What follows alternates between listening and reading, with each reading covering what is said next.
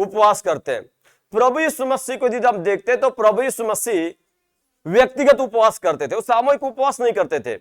मतलब सामूहिक उपवास का मतलब था यदि यीशु मसीह चाहते तो अपने चेलों के साथ भी उपवास करते थे, लेकिन जब तक प्रभु यीशु मसीह जिंदा रहे उनके चेलों ने उपवास नहीं किया, परंतु प्रभु यीशु मसीह उपवास करते थे। बाइबल में जब हम प्रभु यीशु मसीह के बारे में देखते हैं तो प्रभु यीशु मसीह ने एक बार 40 दिन 40 रात का उपवास किया। लेकिन जब हम सामूहिक उपवास के बारे में बात करते हैं तो योएल नबी की जो किताब है पुराने नियम में, उसके जब 2 अध्याय को पढ़ते हैं 16 अध्याय से आगे तक, तो ये कहता है उपवास का दिन ठहराओ, महासभा का प्रचार करो, दूल्हा अपने कोठरी से और दुल्हन भी अपने कमरे से निकल आए, पुरानियों को भी इकट्ठा करो और दूध पीने वालों को भी, दूध पीते हुए बच्चों को भी इकट्ठा करो। किस बात के लिए? उपवास के लिए, है ना। मतलब आज हम जो उपवास है हम लोग सामूहिक उपवास है, हमारा व्यक्तिगत उपवास है क्या? नहीं, क्योंकि हम पूरी कलीसिया के लोग मिलकर उपवास कर रहे हैं।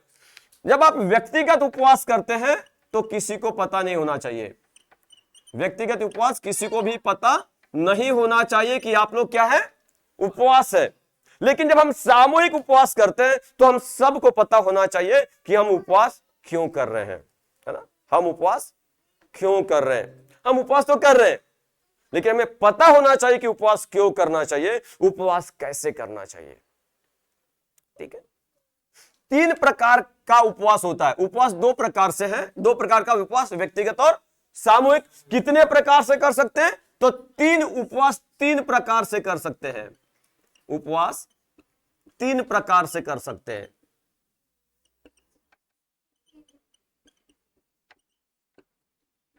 सबसे पहला जो उपवास है वो निराहार है। ठीक है, निराहार। जब आप मत्ती रचित सुसमाचार 4 अध्याय 1 पद से लेकर 10 पद तक के पढ़ते हैं तो यहां प्रभु यीशु मसीह के निराहार उपवास और उपवास के कारण प्रभु यीशु मसीह के जीवन में आई गई तकलीफों के बारे में लिखा है। ठीक है, निराहार उपवास का मतलब होता है ना पानी और ना आहार, ना भोजन। ठीक है, ना पानी और ना भोजन।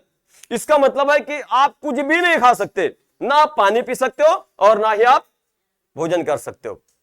ठीक है, इस उपवास को बोलते हैं निराहार उपवास, जिसमें आपको कुछ भी नहीं खाना है। दूसरे प्रकार का होता है आप भोजन ले सकते हैं। दूसरा है कि आप भोजन ले सकते हो। जब आप दानियल नबी की किताब पढ़ते हैं, दानियल 1 अध्याय और 2 अध्याय, ठीक है, यहां दानियल का जो उपवास है वो शाकाहारी भोजन खा रहा है, मांस मदिरा नहीं पी रहा है। मतलब आप खाना खाकर भी उपवास कर सकते हो, परंतु उसमें शर्त रहती है कि आप चाय नाश्ता नहीं करेंगे, आप चिकन मटन नहीं खाएंगे, आप सिर्फ शाकाहारी भोजन लेकर ही उपवास कर सकते हो। तीसरा जो उपवास है, आप उपवास में चाय पानी ले सकते हैं, चाय पानी, नाश्ता नहीं ले सकते। दिन भर चाय पियो, कोल्ड ड्रिंक्स पियो, आप जूस ले सकते हो, लेकिन इसमें भोजन आपको बिल्कुल भी नहीं लेना है। तो इस तरीके से आप उपवास कर सकते हो। जैसे ये वाला भोजन वाला उपवास कौन कर सकता है? जिनको जैसे शुगर की बीमारी हो गई है, शुगर है, समस्या है, हाई बीपी है, तो ये लोग नाश्ता पानी कर सकते। लेकिन जो फिट है वो चाय पानी ले सकते हैं, क्योंकि निराहार उपवास करना आज के समय में कठिन है, क्योंकि हम बहुत सारे कामों को भी दिन भर भाग दौड़ करते हैं, काम करते हैं। तो निराहार यदि उपवास करना है तो आपको बिल्कुल पूरे टाइम प्रार्थना में बैठना जरूरी है, क्योंकि जब आप इधर भी भाग दौड़ कर रहे हैं, उधर भी जा रहे हैं, बातचीत भी कर रहे हैं, प्रचार भी कर रहे हैं जम के, तो क्या होता है, हमारे शरीर में पानी की कमी हो जाती है, गला सूखने लगता है। तो ऐसे समय में हमारे शरीर में तकलीफें होना आरंभ हो जाती है। तो ये 3 प्रकार का उपवास है जो हम कर सकते हैं, परंतु उपवास करने का तरीका क्या है? मुख्य बात है उपवास करने का तरीका। ये समझ में आ गया ना? अब उपवास करने का तरीका क्या है? मान लो आप अकेले व्यक्तिगत उपवास में हो, सामूहिक उपवास में तो सबको पता चल गया, लेकिन यदि आप व्यक्तिगत उपवास में हो तो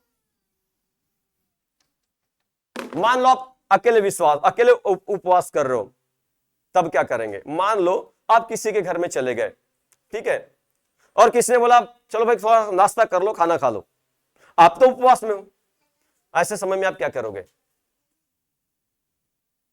क्योंकि आपको बताना भी नहीं चाहिए ना। बाइबल कहती है कि जब तू उपवास करे तो तेरे मुंह पर उदासी छाई ना रहे, नहा धोकर सर पे तेल मल, और तेरा पिता ही तुझे उपवासी जाने, तब वह तुझे प्रतिफल। अब ऐसे परिस्थिति में आप क्या करोगे? आप पहले तो मना करोगे, भाई नहीं खाता, ठीक है बाद में देख लेंगे। लेकिन वो बार बार आपको बोले खाना खाने के लिए, तब क्या करोगे? क्योंकि पता नहीं चलना चाहिए ना कि आप उपवास में हो।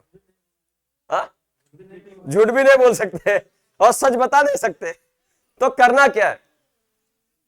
यदि आपका बार बार दबाव डाला जा रहा है, तब क्या करते? खा लेना चाहिए। बताना नहीं कि उपवास में हूं। आप चाहे 2-4 कौर खा सकते, आपकी मर्जी नहीं है ना, आप तो उपवास में हो, आपकी मर्जी बिल्कुल भी नहीं है। परंतु यदि कोई दबाव डाल रहा है तो आप ऐसे समय में खाना खा सकते हो, ये पाप नहीं है, उपवास टूटने वाला मामला। पर आपको बताना नहीं कि आप उपवास में हो, क्योंकि परमेश्वर मन को देखता है ना। किसी को देखता? परमेश्वर मन को देखता है। जब हम व्यक्तिगत उपवास में है तो परिवार में भी पता नहीं होना चाहिए। कई बार पता चल जाता क्योंकि जब हम लंबा खाना नहीं खाते तो पता वो चल गया, एक बात लगा। परंतु मैं उपवास हूं, छोड़ दो बच्चों को, वो जो मांग रहे वो दे दो, दे दो, ठीक है। क्या करना है? हमको पता नहीं चलना चाहिए, हमको लोगों के बारे में पता नहीं चलना चाहिए। यह होता है उपवास। क्योंकि कई बार परिस्थितियां बनती है कि जब आप उपवास में हो तो लोग, शैतान जानबूझ के परेशानियां खड़ी करता है। और जब आप उपवास चालू करोगे, एक बात और ध्यान देना, जब आप उपवास नहीं करोगे तो कोई समस्या नहीं आएगी। लेकिन जब आपने उपवास शुरू किया, या तो कोई खाने में बुलाएगा, या तो घर में झगड़े होंगे, या तो कोई ना कोई कहानी घर में बनने वाली है जब आप उपवास चालू करोगे तब। ये पक्का मान लो। होता है ऐसा? हाँ, हमेशा ही होता है, बहुत बार नहीं, हमेशा ही होता है। और क्योंकि शैतान को मालूम है यदि उपवास ईमानदार से करेंगे तो उसका राज्य खतरे में आ जाएगा और ये लोग बंधनों से आजाद हो जाएंगे। तो आपके उपवास को जल्दी तोड़ने के लिए, या फिर आपके मन में ऐसे विचार उत्पन्न होने के लिए कि मैं जब जब उपवास करता हूं ना, समस्या बढ़ते जाती है, कोई मतलब नहीं उपवास करने से। आता है कई बार आपके मन में ऐसा विचार, है ना? ये विचार कहां से आते हैं? शैतान के द्वारा। और फिर दिमाग खराब होता है, हम उपवास और फिर बाद में करते भी नहीं। होता है ना ऐसा? ये सिर्फ आपके और हमारे जीवन में ही नहीं होता, ये यीशु मसीह के साथ भी हुआ है, ठीक है? ये यीशु मसीह के साथ भी हुआ है। तो हमको बड़ा सावधान रहने की जरूरत है। या तो जाओ मत, घर में बैठ के प्रार्थना करो, और चले भी गए तो किसी को पता नहीं चलना चाहिए कि आप उपवास में हो। अब किस प्रकार से हम उपवास कर सकते हैं? उपवास करने का तरीका क्या है? सबसे पहले उपवास क्या है, इस चीज को देखते हैं। उपवास का अर्थ क्या है ना? असल में उपवास का अर्थ होता है त्याग करना, है ना? उपवास का जो अर्थ है वो होता है त्याग करना। किसी भी चीज का त्याग करना वो उपवास में आता है। जैसे कोई बोलते नहीं चलो मैं 3 महीने तक के एक टाइम खाना नहीं खाऊंगा, या 3 महीने तक के एक टाइम मैं कुछ भी चीजों का त्याग करना है, इसको बोलते हैं उपवास। पर उस समय में हमको परमेश्वर के साथ या यीशु मसीह के साथ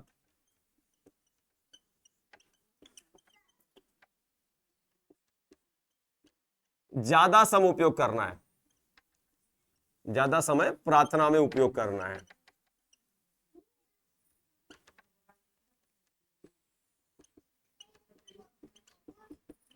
क्या करना है? प्रार्थना में उपयोग करना है। ज्यादा से ज्यादा, जितना ज्यादा समय आपको प्रार्थना में उपयोग कर सकते हो, उतना ज्यादा शैतान के चालों से नाश होने से बच सकते हो। ज्यादा से ज्यादा समय प्रार्थना उपयोग करना है। बाइबल पढ़ना है, प्रार्थना करना है, बाइबल पढ़ना है, प्रार्थना करना है, आराधना करना है, प्रार्थना करना है। आप ये करते रहिए। इससे क्या होता है? बंधन टूटते हैं, है ना? इससे क्या होता है?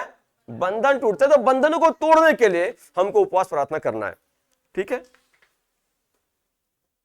हम लोग बीमार हैं, कई लोगों को शुगर का प्रॉब्लम है, कई लोगों को बीपी का प्रॉब्लम है, और क्या क्या बीमारियां हैं,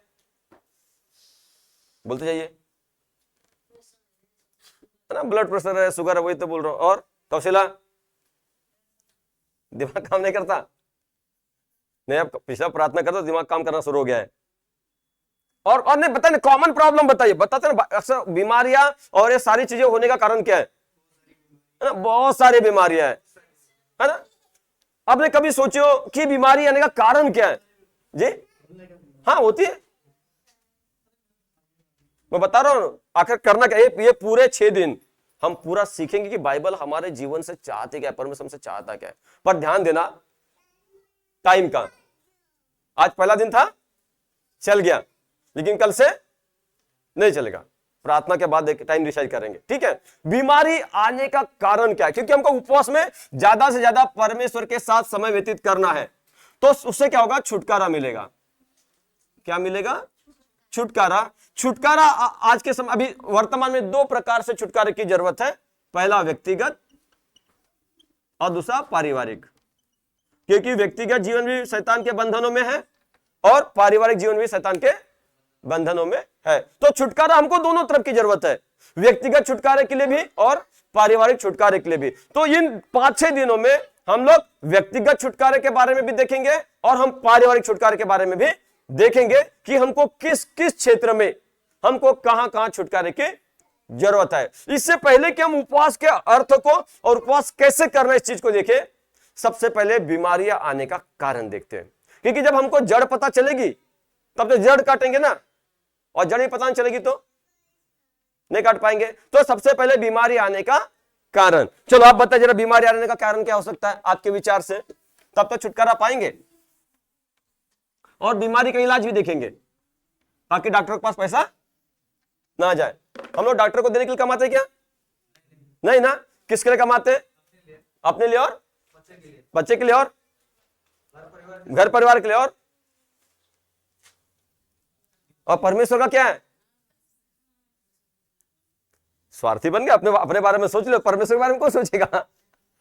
देखिए बाइबल के हिसाब से, परमेश्वर के हिसाब से जो हम कमाते हैं उसमें सबसे पहला हिस्सा परमेश्वर का है, ठीक है। इसमें सबसे पहला हिस्सा, उसके बाद परिवार का है, उसके बाद व्यक्तिगत है, परिवार में तो बच्चे भी आ गए ना, उसके बाद व्यक्तिगत है, और उसके बाद भी पैसा बचाना है। भाई भविष्य में कुछ खरीदना है, कुछ बनाना है, तो फिर कहां से करोगे? बाइबल की परिभाषा। परंतु सबसे पहले देखते हैं बीमारी आने का कारण क्या है। आपने सोचे कभी बीमारी भी किसी कारण से आती होगी? बीमारी तो परमेश्वर ने नहीं बनाया ना, कि बनाया? तो बीमारी आने का कारण क्या है? आपने कभी बाइबल में पढ़े या कभी सोचे, कभी यार मैं इतना बीमार क्यों हो रहा हूं? कभी सोचे? हमको सोचने की जरूरत है बीमार आने का कारण। जी जी, 10वां भेंट में चोरी करते तो बीमारी आएगी, पक्का है, आप उसको रोक नहीं सकते। बताऊंगा, बाइबल में लिखा है। सबसे पहले हम पहले देखते हैं बीमारी का कारण। रेड वाली भी है, ठीक है, पिछले बार लाल वाली पेन 2 ही थी क्या? ब्लू और ब्लैक, अच्छा। व्यवस्था विवरण, व्यवस्था विवरण 28 अध्याय 15 पद और 21 पद से लेकर 29 पद तक पढ़िए। उसमें दिखा सकता है स्क्रीन पर? व्यवस्था विवरण 28 अध्याय 15 पद और 21 से 29 पद पढ़िए, सब में चलेगा।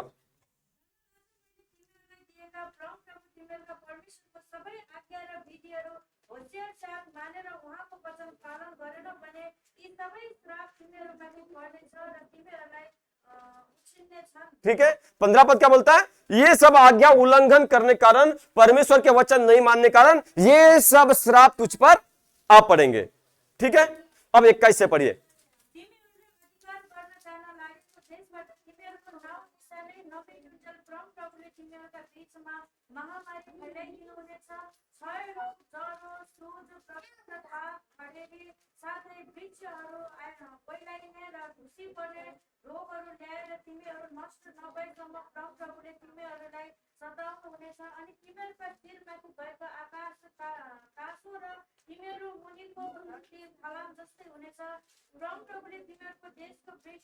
पिठोमा बदल्नु हुनेछ, तिमीहरू नष्ट नभएसम्म आकाशबाट त्यो तिमीहरूमाथि आउनेछ। परमप्रभुले तिमीहरूलाई आफ्ना शत्रुहरूका अघि पराजित तुल्याउनु हुनेछ। उनीहरूसित लड्न तिमीहरू एउटै बाटो जानेछौ, तर तिमीहरूबाट 7 बाटो भोग्नेछौ। पृथ्वीका सबै राज्यमा तिमीहरू तिरस्कृत हुनेछौ। तिमीहरूका मृत शरीरहरू आकाशका पक्षी र जमिनका पशुहरूका आहार हुनेछन् र तिनीहरूलाई धपाउने कोही हुने छैन। निको हुन नसक्ने गरी परमप्रभुले तिमीहरूलाई मिश्रका पीडा, तिर्खा, छालामा जल जलाउँदा फोकाहरू र चिलाउने फेथाले प्रहार गर्नुहुनेछ। परमप्रभुले तिमीहरूलाई बौलाहापन, अन्धोपन र हृदयको खालीपरीको प्रहार गर्नुहुनेछ। अन्धकार र अन्धकारमा छामछुम गर्दै मध्य दिनमा तिमीहरू हिँड्नेछौ। तिमीहरूका सबै काममा तिमीहरू असफल हुनेछौ। तिमीहरूलाई छुटाउने कोही नभएर तिमीहरू निरन्तर शोषणमा परिणत। ठीक है, क्या क्या है? क्या बोलते हैं, इतना मैं सब काम कर रहा हूं, मैं फेल हो जा रहा हूं, है ना? असफलता किसके कारण है? परमेश्वर के वचन का उल्लंघन। नींद नहीं आना, कितने लोगों को नींद नहीं आती? नहीं नहीं नहीं नहीं नहीं, सबको नहीं आती। कई लोग को नींद नहीं आती, रात रात भर जागते हैं। अब भरत भाई को आ जाती नींद, तो सबको थोड़ी आती है। हाँ? ठीक है, आपके घर में देखो, दीदी को नींद नहीं आती, फिर गलती किसकी है? भरत भाई की है। हाँ? और किसको नहीं आती नींद? नींद नहीं आना, घबराहट होना, है ना? दांत खाज, खुजली, लिखा ना, फोड़े फुंसी, और क्या है? घबराहट होती है। इसका सब का कारण क्या है? आज्ञा का उल्लंघन। आज्ञा उल्लंघन करने के कारण ये सब श्राप तुझ पर आ पड़ेंगे। मतलब बीमारियां क्या है? बीमारियां क्या है? आशीष के श्राप, श्राप है। श्राप क्यों आया? परमेश्वर के वचन का उल्लंघन करने के कारण। तो जब एक व्यक्ति परमेश्वर के वचन का उल्लंघन करता है, परमेश्वर के वचन को तोड़ता है, उसके जीवन में श्राप बीमारियों के रूप में भी आते हैं। भाई आप लोग इतना, हम लोग रात दिन मेहनत कर रहे हैं, किस बात के लिए मेहनत कर रहे हैं? कि हम पैसा अपने लिए, अपने परिवार के लिए, अपने परमेश्वर के लिए खर्च करें, है ना? लेकिन परमेश्वर के वचन के अनुसार परमेश्वर को ना देने के कारण भारी श्राप पड़ा है। कैसा श्राप पड़ा है? भारी श्राप पड़ा है। और हम जो कमाते हैं, बाइबल कहती है तुम जो कमाते हो छेद वाली थैली में डाल देते हो, है ना? तुमने बहुत बोया परंतु थोड़ा काटा। हग्गे नबी किताब 1 अध्याय 5-6 पद पढ़ो जरा, पुराने नियम में गए, वहां ऐसा लिखा है, तुमने बहुत बोया परंतु थोड़ा काटा। तुम खाते हो परंतु पेट नहीं भरता, तुम पहनते हो परंतु गर्माते नहीं, और जो कमाता है अपनी कमाई को छेद वाली थैली में रखता है। कौन सी थैली? छेद वाली थैली। कौन सी थैली? छेद वाली थैली का मतलब है हमने बहुत कमाया, जमा करके भी रखा, लेकिन कहीं ना कहीं चले गया। ठीक है, ध्यान सुनो, बाद में खोलना, है ना? हमने बहुत कमाया लेकिन कभी पूर्ता नहीं, काम बहुत करते लेकिन सफलता मिलती नहीं। इसका कारण है परमेश्वर के वचन का उल्लंघन करना, परमेश्वर के वचन को तोड़ना, परमेश्वर की आज्ञा का पालन ना करना। इससे बीमारी आती है, इससे श्राप बहुत सारा आता है। यदि आप देखेंगे धन के ऊपर जो श्राप है, धन के ऊपर श्राप, धन के ऊपर श्राप, जब आप मलाकी की किताब 3 अध्याय 6 पद से लेकर 11 पद तक पढ़ते हैं। पढ़िए मलाकी 3 अध्याय 6 से 11 पद। क्योंकि इन श्रापों को हम इन पूरे 6 दिनों में तोड़ेंगे, है ना?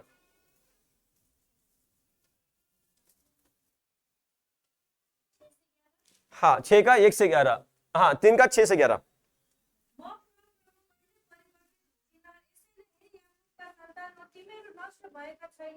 तिमीहरूका पिता पुर्खाका समयदेखि नै तिमीहरू मेरा आदेशहरूदेखि तर्केर गएका छौ र ती तिमीहरूले पालन गरेका छैनौ। मतिर फर्क र म तिमीलाई फर्कनेछु, सर्वशक्तिमान परमप्रभु भन्नुहुन्छ। तर तिमीहरू त सोध्छौ म कसरी फर्कौ? के कुनै मानिसले परमेश्वरलाई लुट्छ र तापनि तिमीहरू मलाई लुट्दछौ? तर तिमीहरू सोध्छौ कसरी हामीले तपाईँलाई लुट्यौँ र दशांशको भेटीमा शराब परेर तिमीहरू श्रापित भयो, किनकि तिमीहरूले मलाई लुटिरहेछौ। तिमीहरू सम्पूर्ण जातिले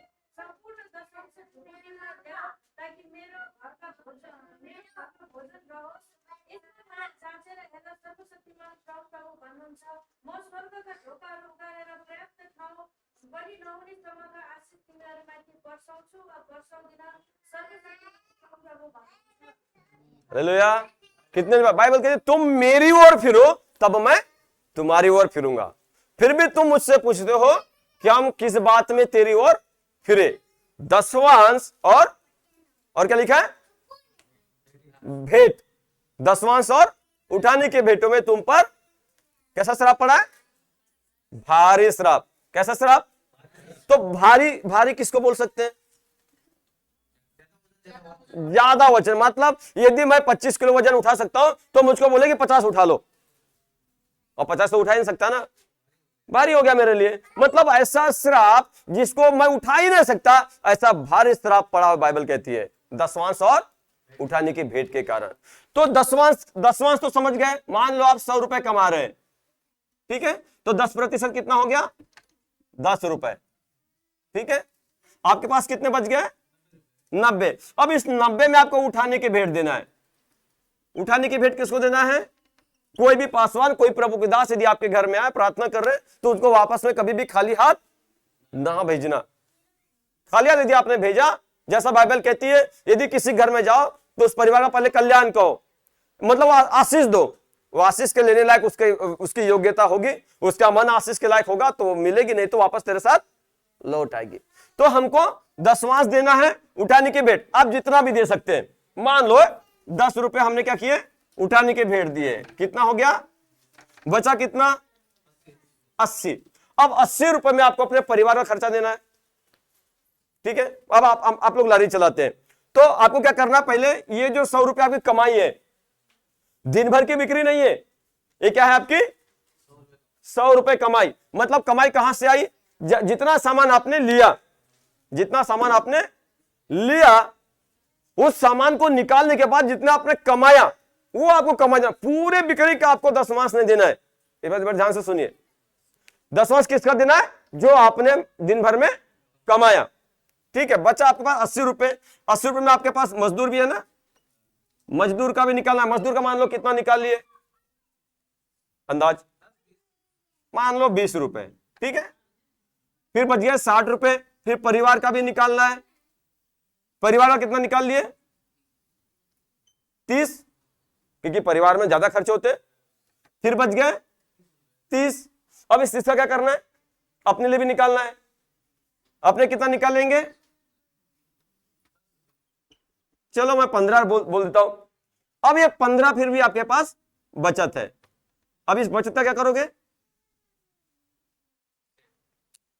ये सेविंग है। मालूम अब हमको पैसा क्यों जमा करना है? अब हमको ये सोचने की जरूरत है। मालूम क्यों? क्योंकि सारी पिक्चर हमारे सोच के ऊपर निर्भर करती है। सब कुछ बातें हमारे सोच के ऊपर निर्भर करती है, क्योंकि हम जैसा सोचेंगे वैसा बोलेंगे और जैसा बोलेंगे वैसा करेंगे। तो अब सोचो कि हमको पैसा किस काम के लिए जमा करना है? बच्चों को पढ़ाने के लिए, ठीक है। दूसरा, कुछ हमको सामान खरीदना पड़ेगा घर के लिए। ये जो परिवार का जो लिखे ना, इसमें क्या है?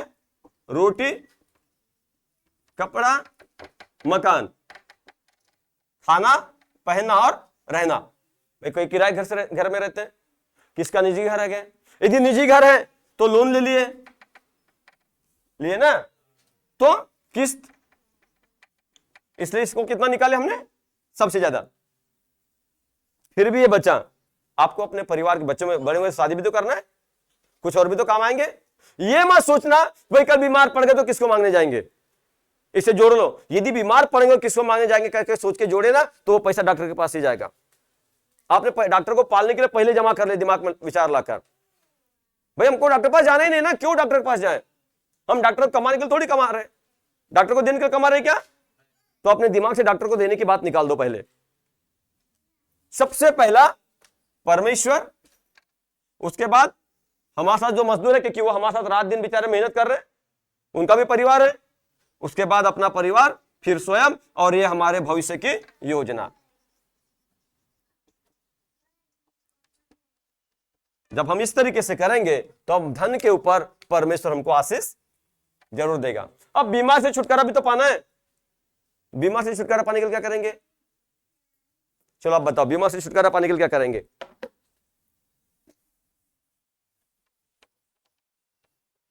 ये तो धन के ऊपर मांग लिए, पर बीमारी भी तो है, छुटकारा पाना है कि नहीं? कोई मानसिक बीमारी में है, कोई शारीरिक बीमारी में है, कोई पारिवारिक परेशानी में है, कोई आर्थिक समस्याओं में, इस सब से छुटकारा। तो आर्थिक से तो छुटकारा पाने का रास्ता मिल गया, परंतु बीमार से कैसे छुटकारा पाएंगे? क्योंकि बीमारियां तो श्राप है ना, अभी पढ़े ना, बीमारियां श्राप है। तो बीमार से छुटकारा पाने के लिए क्या करना है? तो लगाओ दिमाग अब थोड़ा थोड़ा।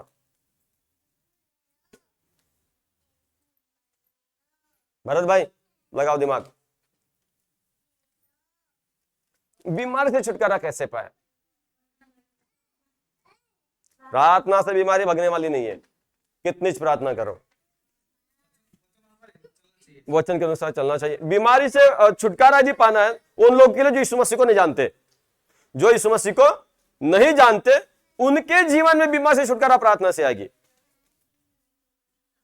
उनके जीवन में। पर जब हम यीशु मसीह को मानते हैं तो प्रार्थना से हमारे बीमारी भगने वाली नहीं है।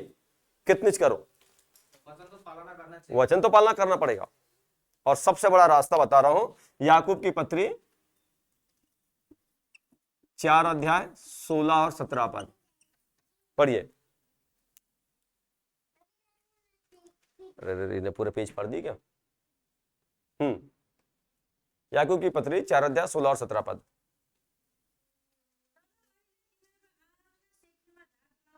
यस्तो सबै स्थिति खराब हो, यस कारण जसले भलाइ गर्न जानेर पनि गर्दैन त्यसले पाप गर्छ। 17 पद, 16 16। यस्तो सबै स्थिति खराब हो।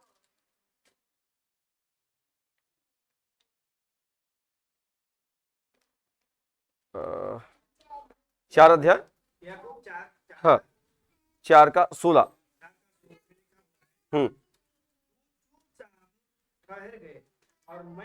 याकूब की पत्री, याकूब की पत्री, एक मिनट, याकूब ही है? नहीं नहीं, याकूब पढ़ना है, अयूब नहीं। 16।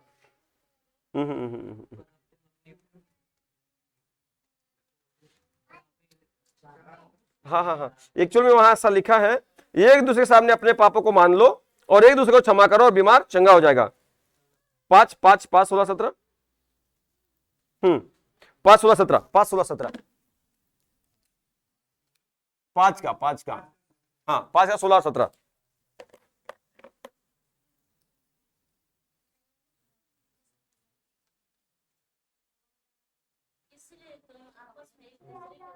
हाँ हाँ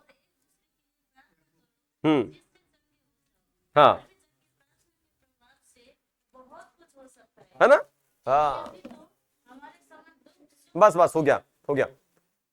ये एक दूसरे के सामने अपने अपने पापों को मान लो। तो सबसे पहले क्या करना है?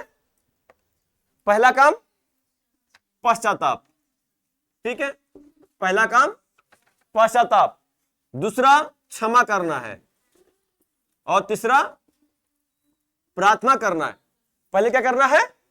पश्चाताप, दूसरी बात क्षमा मांगना है, और तीसरी बात प्रार्थना करना है। तब इस रीति से बाइबल क्या कहती है? ऐसा करने से बीमार क्या हो जाएगा? बीमार चंगा हो जाएगा, बीमार चंगा हो जाएगा।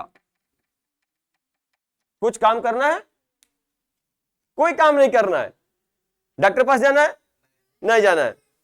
ये एक दूसरे के सामने अपने अपने पापों को मान लो, एक दूसरे को, एक दूसरे के लिए, और बीमारी इतना कर सकते कि नहीं? करना है, कर सकते कि नहीं? सबको करना है। क्या करना है? एक मान लो यदि 2 लोगों की नहीं पट रही है, होता है ना कई बार 2 लोगों से मन नहीं मिलता तो झगड़े हो जाते हैं, फिर हम क्या करते हैं? बात बंद, और मिलना नहीं, गाली देना, श्राप देना, ये होता है। और बीमारी का कारण क्या है? पाप। और बाइबल क्या कहती है मरकुस रचित सुसमाचार में? मरकुस रचित सुसमाचार 11 अध्याय 24 और 25 पद पढ़िए।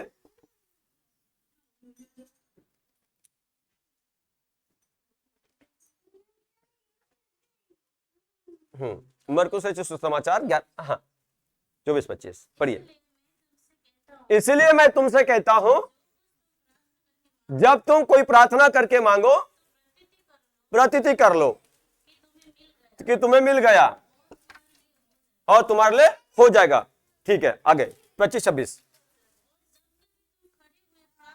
और जब कभी तुम खड़े हुए प्रार्थना करते हो तो यदि तुम्हारे मन में किसी के प्रति कुछ विरोध हो तो पहले क्षमा करो, इसलिए कि तुम्हारा स्वर्गीय पिता भी तुम्हारे अपराध क्षमा करे। आगे,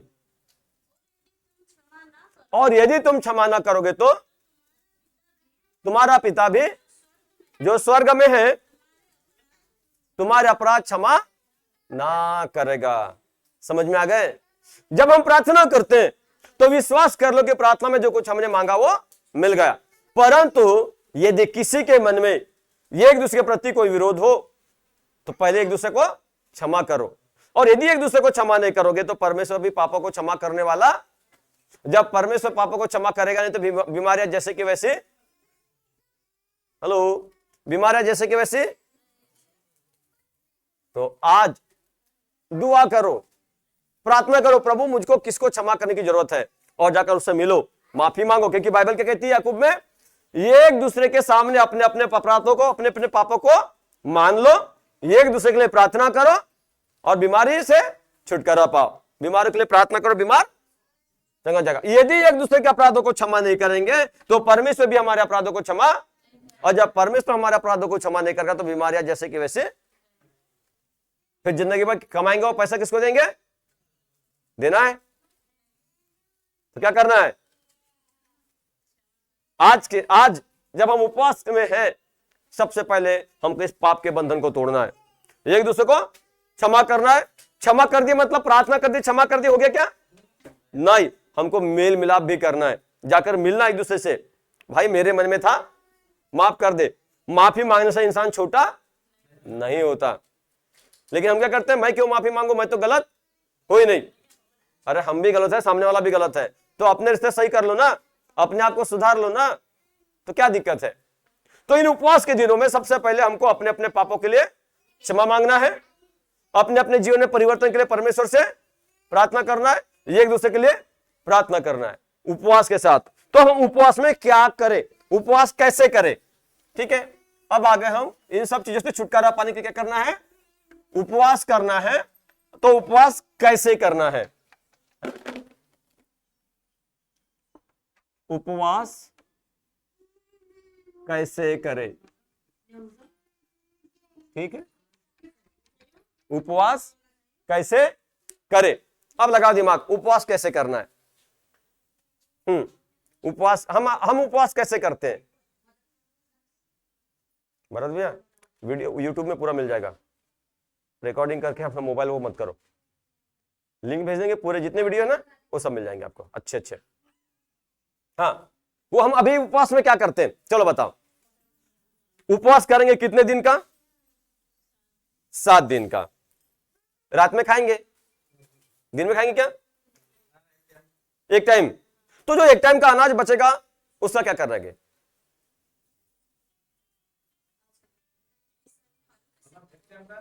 जब एक टाइम का पूरा खाना बच रहा है ना, खर्चा बच रहा है ना, उस खर्चे का क्या करेंगे?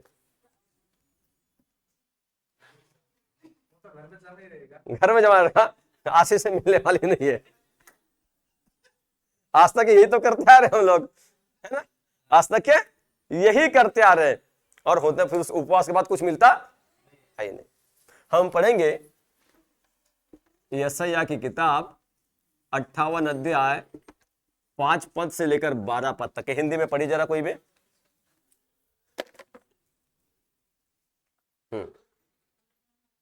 58 है ना, यशायाह 58 5 से 11 पद तक। जिस उपवास से मैं प्रसन्न होता हूं, अर्थात जिससे मनुष्य अपने आप को स्वयं को दिन करे। देखिए परमेश्वर क्या बोलता है, उपवास, परमेश्वर क्या होता है, उपवास से प्रसन्न होता है। क्या होता है? परमेश्वर उपवास से परमेश्वर को कैसे प्रसन्न करे, ठीक है, उपवास में, उपवास में, ठीक है, उपवास में क्या करना है हमको? अपने आप को दिन बनाना है। क्या बनाना है? दिन बनाना। दिन बनने का मतलब है हमको अपने अपने पापों से पश्चाताप करना है, हमको अपने अपने जीवन में सुधार लाना है। आगे, क्या तुम इस प्रकार से करते हो? क्या सिर को से बस झुकाना और अपने नीचे टाट बिछाकर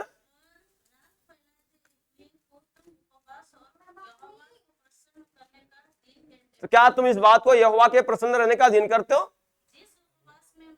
जिस उपवास में मैं प्रसन्न होता हूं वो ये नहीं है, हाँ, मतलब जो लोग दुख तकलीफ में, जो लोग बंधनों में, जो लोग शैतान के बंधनों में है, हमको शैतान के बंधन से उनको आजाद कराना है। हाँ, उनको छुड़ाना है। शैतान के सारे बंधनों को उपवास के दौरान लोगों के ऊपर से पाए जाने के लिए टुकड़े टुकड़े करना है। अपनी रोटी भूखों को बांट देना। करते हैं ऐसा हम लोग? भूखों को बांटते हैं अपनी रोटी, जरूरतमंदों की मदद करते हैं कभी कभी, लेकिन उपवास के दिनों में जितने दिन उपवास हो उतना दिन तो करना ही चाहिए, ठीक है। हाँ, आगे, अनाथ और मारे मारे फिरते हो को अपने घर में ले आना, किसी को नंगा देखकर वस्त्र पहनाना, अपने जाति भाई से अपने को न छुपा। यहां थोड़ा सा रुकिए, यहां लिखा है अपने जाति भाइयों को, अपने जाति भाइयों से, अपने जाति भाइयों से अपने को ना छुपाना, अपने को ना छुपाना। यहां मतलब थोड़ा सा ध्यान से सुनेंगे। असल में होता क्या, जब हम यीशु मसीह में आते हैं, हम लोग जब प्रभु में आते हैं, प्रार्थना करते हैं, सब करते हैं, तो हमारे सारे रिश्तेदार या सारे लोग थोड़ी आए प्रभु में, है ना। जब उनको पता चलता है तो ईसाई बन गए, क्या सीधे लोग क्या बोलते हैं? बने या ना बने, वो तो बात की बात है। लेकिन ये चर्च जा रहे हैं, प्रार्थना कर रहे हैं, संगति कर रहे हैं, तो लोग क्या बोलते हैं? ईसाई बन गए। तो फिर हमको बोलते हैं तुम तो ईसाई बन गए। हम क्या बोलते हैं? विरोध न करे, झगड़े न हो जाए तो, अरे नहीं मैं तो प्रार्थना में जाता था, मैं थोड़ी ऐसा कुछ करता हूं। हम क्या करते हैं? उस समय यीशु मसीह का इंकार कर बैठते हैं, अपने आप को उनके विरोध से बचाने के लिए। ये नहीं बोलते कि हाँ भाई मैं यीशु मसीह को मानता हूं, अरे मैं जाता तो था पहले चर्च में, अब तो कभी कभार चले जाता हूं, मैं धर्म थोड़ी बदला, मैं ईसाई थोड़ी बना, मैं यीशु मसीह को थोड़ी मानता हूं, कभी कभार चल जाता हूं। ये बोलते ना, ऐसा बोलना ही खतरा है। हाँ भाई मैं यीशु मसीह पर विश्वास करता हूं, यीशु मसीह को मानता हूं, खत्म काम। अब जिसको जो बोलना है बोले, जिसको जो करना है करे। आगे पढ़िए। तब तेरा प्रकाश पांव फटने के समान चमकेगा। मतलब अंधकार, मान लो पूरे कमरे को अंधकार कर दिए, लाइटें बंद कर दिए, अंधकार हो जाएगा। लेकिन जैसे लाइट चालू किए तो अंधकार खत्म। अंधकार का मतलब होता है पाप, है ना। अंधकार का मतलब होता है पाप। लेकिन जैसे हम परमेश्वर के वचन अनुसार चलेंगे, हम जैसे परमेश्वर का वचन चाहता है उसके अनुसार करेंगे, तो सारा अंधकार हमारे जीवन से दूर हो जाएगा, सारा पाप हमारे जीवन से दूर हो जाएगा, सारा श्राप हमारे जीवन से दूर हो जाएगा। और क्या हो जाएगा? हमारे जीवन में प्रकाश आ जाएगा। क्या आएगा? प्रकाश आ जाएगा। मतलब परमेश्वर की आशीष से हमारे जीवन में आना चालू हो जाएगी। आगे, और तू शीघ्र, ठीक है, कुछ क्या क्या करने से चंगा हो जाएगा? उपवास में अपनी रोटी भूखों को बांट दो, जरूरतमंदों की मदद करो। ऐसा करने से शीघ्र ही तू क्या हो जाएगा? प्रार्थना कर रहे हैं, यहां पर, यहां प्रार्थना कर रहे हैं? नहीं ना, कोई प्रार्थना नहीं कर रहे, लेकिन जैसा परमेश्वर का वचन बोल रहा है, या हम सिर्फ वैसा कर रहे हैं, तो चंगाई हमारे जीवन में अपने आप आ जाएगी। आगे आगे आगे पढ़िए पढ़िए। हमारा धर्म कौन है? प्रभु यीशु मसीह। धर्म का मतलब ईसाई वाली बात नहीं है। हमारा धर्म, हमारा प्रभु प्रभु यीशु मसीह हमारे आगे आगे चलेगा। यहोवा का तेज तेरे पीछे तेरी रक्षा करेगा। यहां ध्यान से सुनिएगा, परमेश्वर का तेज किसकी रक्षा करता था? इस्राएलियों की, जब वो मिस्र देश से निकले। ध्यान से सुनिए, जब इस्राएली लोग मिस्र देश से निकले, जब आप निर्गमन की किताब पढ़ते हैं निर्गमन की किताब में जब आप पढ़ेंगे, जब इजराइल लोग मिस्र देश से निकले तो परमेश्वर आग के खंबे के रूप में और मेघ के खंबे के रूप में उनका मार्गदर्शन करता था। जब वो लाल सागर के पास आए और पीछे फिरौन की सेना खड़ी थी इजरायली को मारने के लिए, तो जो आग का खंबा था वो फिरौन और इजरायली के बीच में आ गया, मतलब फिरौन इजरायली के पीछे आ गया और इस स्थिति से उसने इजरायलियों की रक्षा किया। उसी प्रकार परमेश्वर का तेज हमारे पीछे होकर हमारी रक्षा करेगा। आगे, जब तू पुकारेगा और यहोवा क्या करेगा, उत्तर देगा। जब हम प्रार्थना करेंगे तब, कब, जब हम इस प्रकार से करेंगे तब हम प्रार्थना करेंगे और परमेश्वर हमारी सुनकर उनको उत्तर देगा। तू दुहाई देगा और वो कहेगा मैं यहां हूं। यदि तू अंधेर करना और उंगली उठाना और दुष्ट बातें बोलना छोड़ दे, हाँ, उदारता से जरूरतमंदों की मदद करे, सहायता करे और दिन दुखियों को संतुष्ट करे, तब अंधियारे में तेरा प्रकाश चमकेगा। जितना भी पाप जिंदगी भर हुए, यदि ये सब काम करके परमेश्वर के वचन अनुसार चलते हैं तो सारा अंधकार दूर हो जाएगा और परमेश्वर का तेज दोपहर के उजियाले के समान चमकेगा। सब ज्यादा प्रकाश कब होता है? दोपहर में, ना तो सुबह और ना तो शाम को। सबसे ज्यादा तेज, सबसे ज्यादा प्रकाश दोपहर में होता है। और बाइबल कहती है जितने भी पाप हमने किए सब दूर हो जाएंगे और परमेश्वर हमको दोपहर के समान हमें अपने तेजों में, प्रकाश में ले चलेगा, हमको आशीषों से आशीषित करेगा।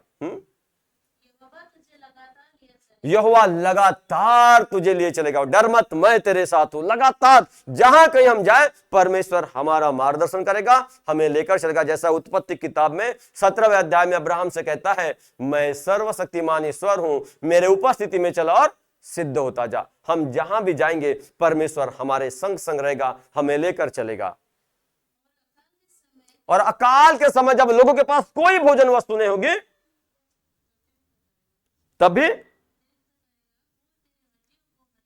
और फिर तुझे तृप्त करेगा और तेरे हड्डियों को हरी भरी करेगा और तू सींची हुई बारी और ऐसे सोते के समान हो जाएगा जिसका जल कभी नहीं सूखता। कितना भी अकाल रहे, बारिश हो या ना हो, लेकिन जो व्यक्ति परमेश्वर के इस वचन के अनुसार चलेगा उसके जीवन में ऐसी बड़ी बड़ी आशीषें परमेश्वर देने के लिए वादा करता है। आगे हो गया? चाहिए इतनी बड़ी आशीषें? कहां कहां चाहिए? व्यक्तिगत और परिवार। और बता जाइए व्यक्तिगत, परिवार और बिजनेस कर रहे ना, चाहिए कि नहीं? व्यापार में क्या करना पड़ेगा? इन उपवास के दिनों में अपने आप को बदलना पड़ेगा। जैसा जैसा परमेश्वर चाहता है उसके अनुसार हमको करना पड़ेगा। हालेलुया। संभव है? कर सकते कि नहीं कर सकते? कर सकते। तो हमारे पास कितने दिन है अभी? 6 दिन। बुधवार, गुरुवार, शुक्रवार, शनिवार, रविवार, 6 दिन बचे हैं, क्योंकि 7वें दिन तो 2 बजे हमारी ट्रेन है। ठीक है, तो 7वें दिन कोई मीटिंग होने वाली नहीं है। तो इन उपवास के दिनों में, क्योंकि हम सामूहिक उपवास कर रहे कि नहीं कर रहे? सबसे पहले क्या करना है हमको उपवास में? पश्चाताप करना है, एक दूसरे को क्षमा करना है, प्रार्थना करना है एक दूसरे के लिए और अपने आप को परमेश्वर से मिलने के लिए तैयार करना है, ताकि जब हम परमेश्वर के वचन के अनुसार चले, उसके आज्ञा का पालन करें, परमेश्वर हमारे पापों को दूर करे, परमेश्वर हमारी बीमारी को दूर करे, परमेश्वर हमारे कमाई के स्रोतों को आशीष दे, परमेश्वर हमारे सारे जीवन को आशीष दे। हालेलुया। ऐसा करेंगे? संभव है?